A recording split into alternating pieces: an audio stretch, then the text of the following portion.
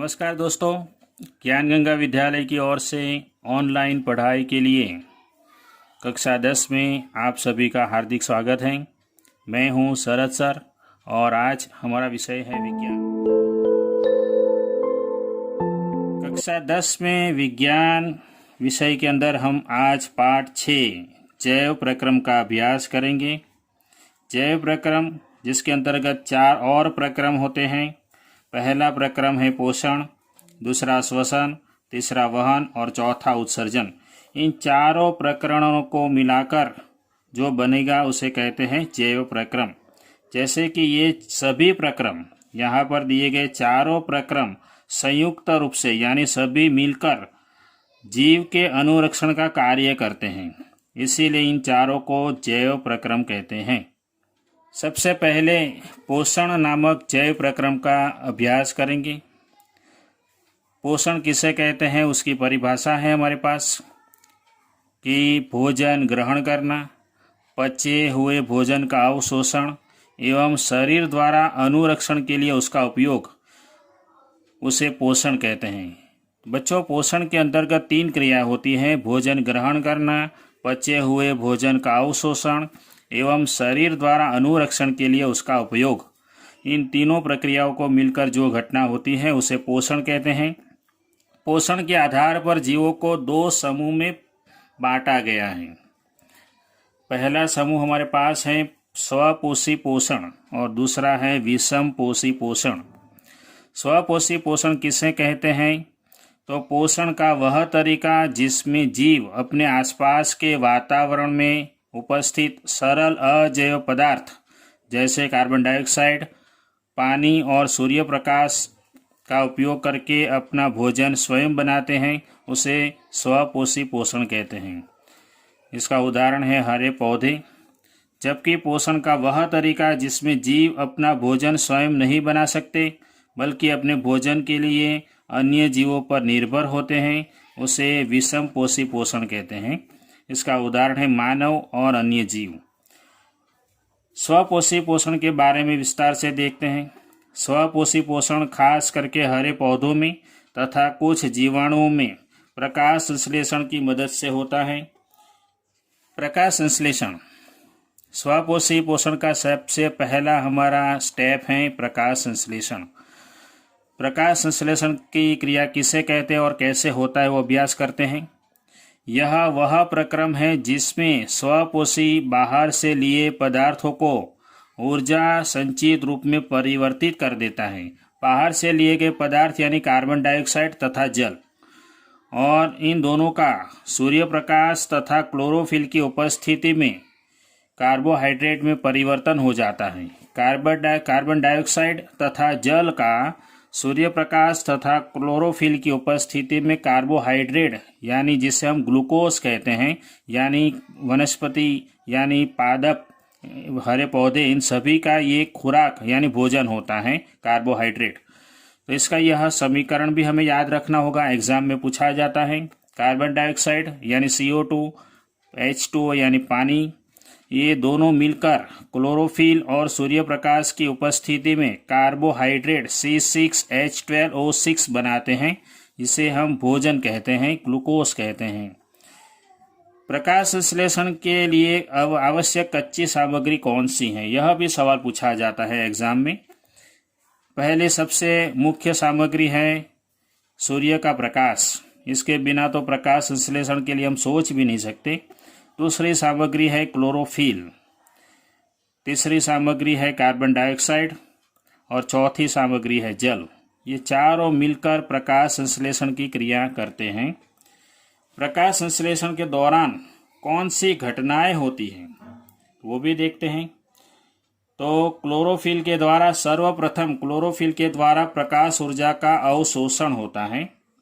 उसके बाद प्रकाश ऊर्जा को रासायनिक ऊर्जा में रूपांतरित किया जाता है तथा जल अणुओं का हाइड्रोजन तथा ऑक्सीजन में अपघटन होता है, और अंत में कार्बन डाइऑक्साइड का कार्बोहाइड्रेट यानी C6H12O6 यानी ग्लूकोज में अपचयन हो जाता है। तो बच्चों, इसमें हमारे पास 3 सवाल हैं। प्रकाश संश्लेषण किसे कहते हैं और उसका समीकरण लिखिए। प्रकाश संश्लेषण के लिए आवश्यक कच्ची सामग्री कौन सी है और प्रकाश संश्लेषण के दौरान कौन सी घटनाएं होती हैं।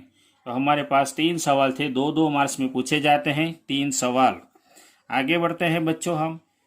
तो प्रकाश संश्लेषण के दौरान हमने देखा कि कार्बन डाइऑक्साइड और जल ये दोनों मिलकर सूर्य प्रकाश और क्लोरोफिल की सहायता से प्रकाश संश्लेषण की क्रिया करते हैं। लेकिन कार्बन डाइऑक्साइड और जल ये कैसे क्रिया करते हैं, उसके लिए हमें इसका अभ्यास करना है। रंध्र यानी स्टोमेटा। पिछले साल 9वीं कक्षा में हमने रंध्र के बारे में अभ्यास किया था। रंध्र कहाँ पर होते हैं, तो पत्ती की सतह पर सूक्ष्म छिद्र होते हैं, उसे रंध्र कहते हैं। इसके 2 प्रमुख कार्य हैं। पहला कार्य है प्रकाश संश्लेषण के लिए गैसों का, गैस यानी कार्बन डाइऑक्साइड और ऑक्सीजन। प्रकाश संश्लेषण के लिए गैसों का अधिकांश आदान प्रदान इन्हीं छिद्रों द्वारा होता है। अधिकांश आदान प्रदान इन्हीं छिद्रों के द्वारा होता है। गैसों का आदान प्रदान होता है, जैसे कि दिन में सभी जीव हरे पौधों के द्वारा कार्बन डाइऑक्साइड ली जाती है और ऑक्सीजन मुक्त की जाती है, जबकि रात के समय ऑक्सीजन ली जाती है और कार्बन डाइऑक्साइड मुक्त की जाती है, यानी कि आदान प्रदान होता है। और रंध्र का दूसरा एक प्रमुख कार्य है वाष्पोत्सर्जन की क्रिया में जल रंध्र द्वारा बाहर निकाला जाता है, इसे वाष्पोत्सर्जन की क्रिया कहते हैं। तो ये रंध्र के 2 मुख्य कार्य हैं। ये रंध्र का चित्र है, हमें होमवर्क में ये चित्र भी बनाना है। आप लोग यहाँ पर देख सकते हैं, बीच में जो आप लोगों को छिद्र दिख रहा है उसे रंध्र कहते हैं। इसी के द्वारा गैसों का आदान प्रदान होता रहता है। अब बच्चों हम अमीबा में पोषण के बारे में पढ़ेंगे। हमें ये 4 चित्र भी बनाने पड़ेंगे, हमारी किताब में भी छपे हुए हैं। ये अमीबा का आप चित्र देख रहे हैं, इसका कोई आकार निश्चित नहीं होता, बीच में केंद्रक होता है, उसके बाहर की और एक खुराक का कण पड़ा हुआ है। और अमीबा जो है अपने ये 2 सिरे हैं जिसे हम पादाभ कहते हैं, पादाभ। ये पादाभ की सहायता से अथवा तो कूटपाद की सहायता से खुराक को अपने शरीर के अंदर खींच लेता है। फिर इस खुराक में से, यह जो खुराक दिख रही है, उस खुराक में से जटिल पदार्थ का विघटन सरल पदार्थों में किया जाता है अमीबा के अंदर। फिर बचा हुआ जो अपच खुराक है वह कोशिका की सतह की ओर गति करता है, कोशिका की सतह की ओर यहाँ पर गति करता है और ये पदार्थ शरीर के बाहर निष्कासित कर दिए जाते हैं, बाहर निकाल दिए जाते हैं। इस प्रकार से, इस प्रकार बहुत ही सरल रीति से अमीबा में पोषण की क्रिया होती है। एग्जाम में 3 मार्क्स में चित्र के साथ यह सवाल पूछा जाता है। फिर से एक बार नोट कर लेते हैं। तो अमीबा जो है भोजन को अपने पादाभ की सहायता से घेर लेता है। फिर भोजन को ग्रहण करने के बाद खाद्य रिक्तिका में जटिल पदार्थ का विघटन सरल पदार्थों में किया जाता है। फिर बचा हुआ अपच कोशिका की सतह की ओर गति करता है और ये पदार्थ शरीर से बाहर निष्कासित कर दिए जाते हैं। उसी प्रकार पैरामीशियम में भी पोषण होता है।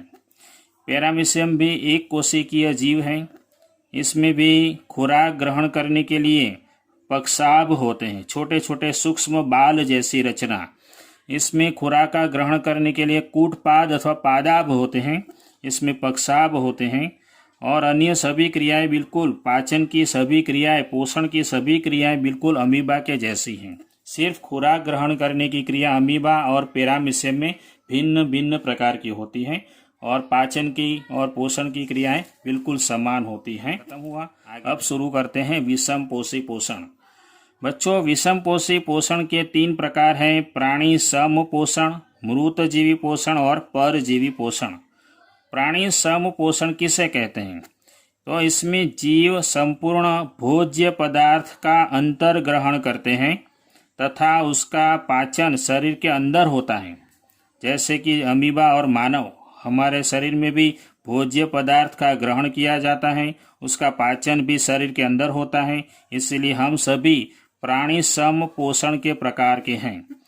दूसरा प्रकार है विषम पोषी पोषण का दूसरा प्रकार है मृतजीवी पोषण, जिसमें सभी मृतजीवी अपना भोजन मृत जीवों के शरीर व सड़े गले कार्बनिक पदार्थों से प्राप्त करते हैं, जिसे हम मृत जीवी पोषण कहते हैं।